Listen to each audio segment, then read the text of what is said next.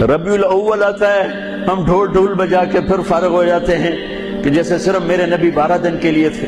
بھائیو، ہم نے رسم و رواج کو دین بنا دیا۔ نہ جھوٹ والا جھوٹ چھوڑتا ہے، نہ زانی زنا چھوڑتا ہے، نہ شرابی شراب چھوڑتا ہے، نہ ڈاکو ڈاکے چھوڑتا ہے۔ میرے نبی پل پل کے لیے ہیں، لمحے لمحے کے لیے ہیں۔ میرا ہر لمحہ میرے نبی کی غلامی میں ہو تو میں نے ربیع الاول کو منایا ہے۔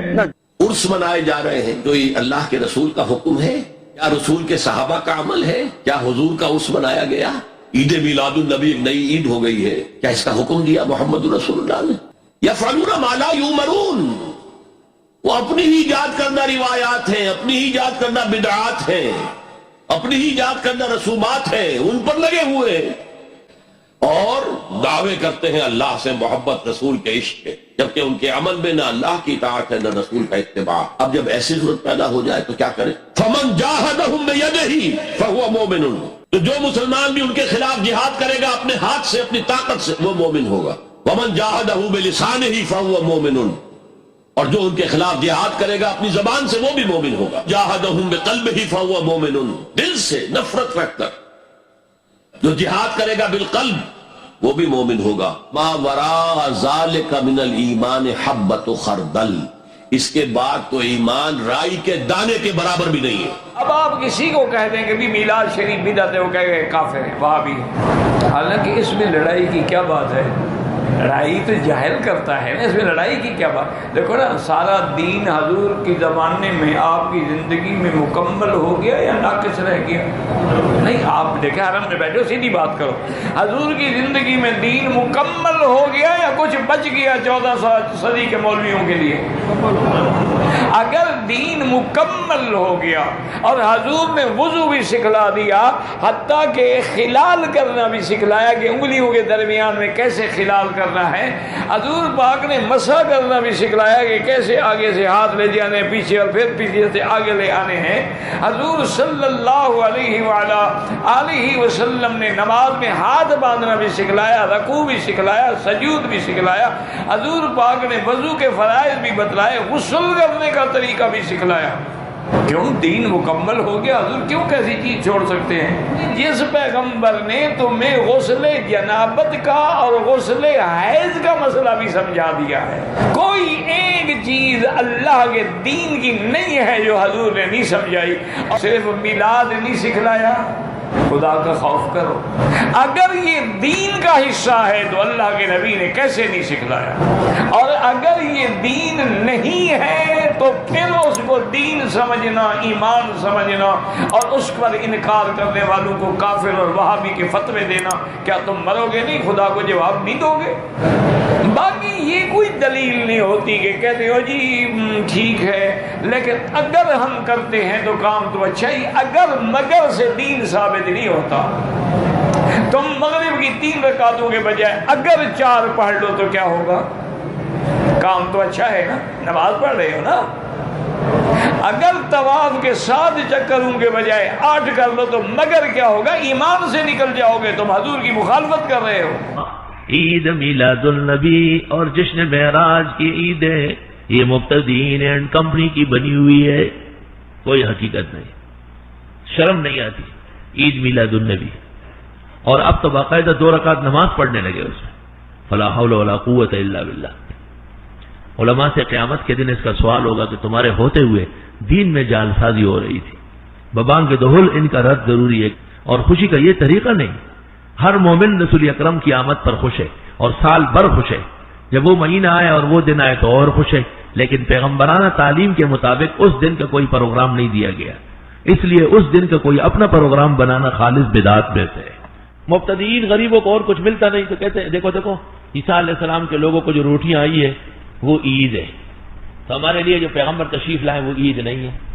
جواب یہ کہ یہ عید تو عیسیٰ پیغمبر نے قوم کو مقرر کی، تم جو عید مناتے ہو یہ خود پیغمبر بن کے بناتے ہو یا آپ کے نبی کی طرف سے روشنی ہے؟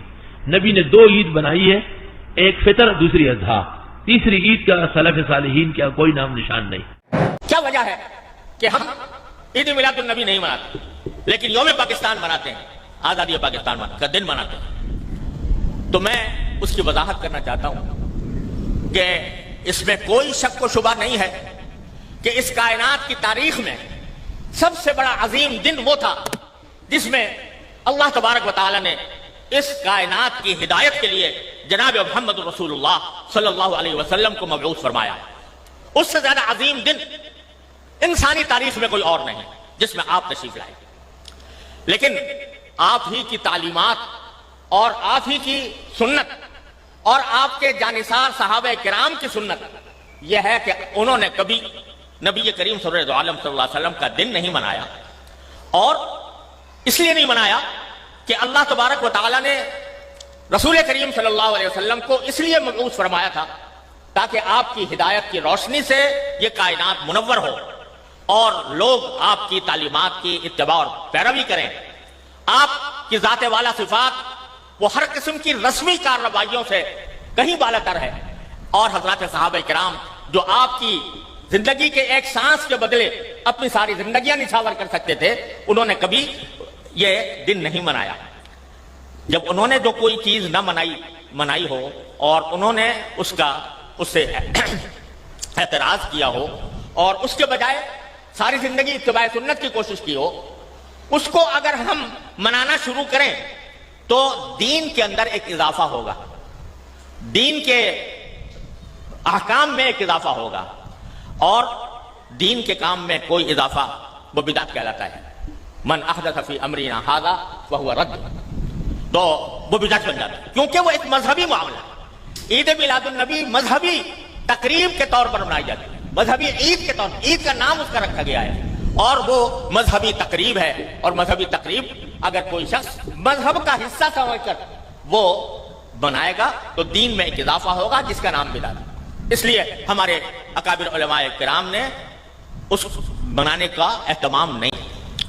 جہاں تک یہ 14 اگست کا تعلق ہے, 14 اگست کے یوم آزادی کا تعلق ہے, یہ کوئی مذہبی تقریب نہیں ہے, یہ کوئی دینی اجتماع نہیں ہے, یہ دینی تقریب نہیں ہے, بلکہ یہ ملکی تقریب ہے. اور ملک کی آزادی کے طور پر, اس کے ایک نشان کے طور پر اس کو منایا جاتا ہے. کوئی شخص بھی جو اس کو منانے والا ہے وہ اس کو دین کا حصہ سمجھ کر نہیں مناتا. بدعت اس وقت بنتی ہے کوئی چیز جو شریعت میں نہ ہو اور شریعت کا حصہ اس کو بنا دیا جائے. ہم ناجائز اسے سمجھتے ہیں ہندوستان, اس وقت تو پاکستان ہندوستان الگ نہیں تھا نا, پورے پاک و ہند کو ہندوستان کہتے ہیں, بنگلہ دیش سمیت. انہوں نے کہا ہم اس کو گناہ سمجھتے ہیں, اس کو بدعت سمجھتے ہیں. نمبر 1, ایسی روایات ذکر کرتے ہیں جو موضوع ہوتی ہیں, من گھڑت روایات ہمارے یہاں بیان کی جاتی ہیں. نمبر 2, ہمارے ہندوستان میں جو مولود پڑھا جاتا ہے اس میں عورتیں اور مرد مخلوط مجمع ہوتا ہے, یہ کبیرہ گناہ ہے, عورتیں اور مرد اکٹھے ہو کے پڑھیں. اور اس طرح زائد مال خرچ کرنا, اسراف اور بے جا, صرف زینت کے لیے, مزین کرنے کے لیے, وہاں بلب لگائیں, لائٹیں لگائیں, پتیاں لگائیں, رنگ پھینکے, اسراف اس کے اندر ہمارے یہاں کیا جاتا ہے. اور جو ان کی مجلس میں شریک نہ ہو اس پر تانے بھی ہوتے ہیں, اس کو گالیاں بھی دیتے ہیں, اس پر کفر کے فتوے بھی دیتے ہیں. ہم جس میلاد کا مخالفت کرتے ہیں وہ یہ ہے, روایات موضوع بیان کی جاتی ہے, اسراف وہاں پہ ہوتا ہے, عورت مرد اکٹھے ہوتے ہیں, مجالس میں منکرات ہوتے ہیں, وقت کا تعین ہوتا ہے, اور شریک نہ ہونے والے کو کافر اور گناہ گار سمجھا جاتا ہے. ہم اس کی مخالفت کرتے ہیں. اگر یہ چیز نہ ہو, اگر ان منکرات سے خالی ہو تو اللہ کے نبی کا ذکر کرنا یہ مستحب ہے, ہم اس کو بدعت نہیں کہتے. پہلی بات تو یہ کہ 12 ربیع الاول نبی کا یوم ولادت ہے, اس پر کوئی صحیح روایت موجود نہیں. لیکن اگر فرض کر لیں, لوگ بحث کرتے ہیں نہیں جی فلاں نے لکھا ہے تو فلاں نے لکھا ہے, چلو مان لیا کہ 12 ربیع الاول نبی کا یوم ولادت ہے, تو ہمیں رسول اللہ صلی اللہ علیہ وسلم کی سیرت میں یوم ولادت پہ کیا کرنا ملتا ہے؟ احادیث صحیحہ سے صحیح حدیث ہے کہ نبی صلی اللہ علیہ وسلم پیر کے دن کا روزہ رکھتے تھے. صحابہ نے پوچھا کیوں؟ آپ نے فرمایا یہ میرا یوم ولادت, پیر کو آپ پیدا ہو. اب دیکھو, پیر کو نبی نے روزہ رکھ کے یہ بتا دیا کہ اس میں عید کا تصور نہیں ہے, کیونکہ عید اور روزہ جمع بولنا پڑے گا آپ لوگوں کو, جمع نہیں ہو سکتا. بھائی خوش ہونے پر تو ہم بھی کوئی پابندی نہیں لگا رہے کہ آپ 12 ربیع کو خوش ہو جائیں, مسئلہ ہے خوشی منانا. اب ذرا ٹیکنیکل پوائنٹ کو سمجھیے گا آپ لوگ. یہودی سب سے پرانی قوم ہے, ان کے لیے جو مقدس دن تھا وہ کون سا تھا؟ ہفتہ، اور وہی ان کی چھوٹی عید تھا. عیسائی اس کے بعد آئے، ان کے لیے کون سا ہوا؟ اتوار کو، جو ہفتے کے بعد ہے. مسلمان ان کے بھی بعد آئے، تو ہمارے لیے کون سا ہونا چاہیے تھا؟ پیر. اور یہ یوم ولادت بھی تھا، تو اس کو تو زیادہ فضیلت ہونی چاہیے تھی نا بھائی، عقلی لحاظ سے بھی اور جو حکمت ہے اس کے لحاظ سے بھی. عقلی لحاظ سے اس لیے کہ وہ پہلے تھے تو ہفتہ، پھر اس کے بعد اتوار، تو اب ہمارے لیے پیر. اور اس لیے بھی کہ نبی کا یوم ولادت ہے، تو یہ بطریق اولا پیر کے دن کو فضیلت ملنی چاہیے تھی، کیونکہ وہ نبی کا یوم ولادت ہے. لیکن چونکہ اس میں عید کا کانسیپٹ ہے نا، اس لیے پیر کا نہیں ہوا، بلکہ ریورس کر کے کہاں لے گئے؟ جمعے کی طرف. تو پیر کے دن یا نبی کے یوم ولادت سے عید کا کانسیپٹ اسلام نے کھرچ کھرچ کے نکال دیا ہے. اس میں عید کا کانسیپٹ ہو ہی نہیں سکتا، اپوزٹ ہے اس کا، روزہ ہے. اس لیے 12 ربیع الاول اگر نبی کا یوم ولادت ہے بھی تو بہت کچھ بھی اگر کرنا ہے تو روزہ رکھنا، ہم تو اس کے بھی قائل نہیں ہیں روزے رکھنے کے، کیونکہ نبی نے پیر کا رکھا ہے، 12 ربیع الاول کا نہیں رکھا. لیکن اگر آپ کو کھینچ تان کے کچھ نہ کچھ ثابت کرنا ہی ہے تو آپ اس دن کو روزے کا تو قرار دے سکتے ہیں.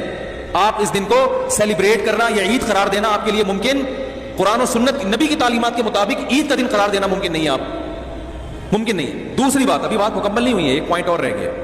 اسلام میں عیدیں صبح کے وقت ہوتی ہیں، رات کو عیدیں غیر مسلموں کی ہوتی ہیں، کیونکہ اس میں ڈھول ڈھمکے ہوتے ہیں، لائٹنگ ہوتی ہے. لائٹنگ رات کو جچتی ہے، دن میں لائٹنگ بولو بھائی نہیں.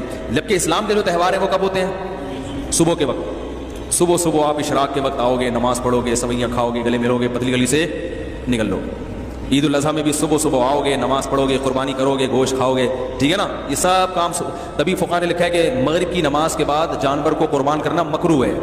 رات کو شریعت نے اس لیے نہیں رکھا کہ رات کا وقت نا گناہوں کی طرف لے جاتا ہے. جب خوشی منائی جاتی ہے تو رات کو انسان ٹریک سے ہٹنے کا خطرہ زیادہ ہوتا ہے. جبکہ 12 ربیع الاول کو جو عید منائی جاتی ہے وہ دن میں زیادہ منائی جاتی ہے یا رات کو؟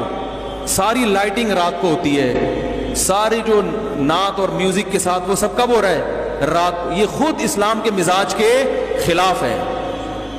تو پتہ چلتا ہے بھائی، بہت معذرت کے ساتھ، کسی پہ طنز مقصد نہیں ہے. دیکھو اللہ اس کے رسول صلی اللہ علیہ وسلم کو فالو کرنا یہ عشق نبی ہے اصل. یاد رکھو، محبت میں جذبات پہ کنٹرول کرنا یہ زیادہ مشکل کام ہے، اور جذبات سے ہٹ کے، جذبات سے مغلوب ہو جانا یہ آسان بہت ہے، لیکن یہ حقیقی محبت کی علامت نہیں ہے.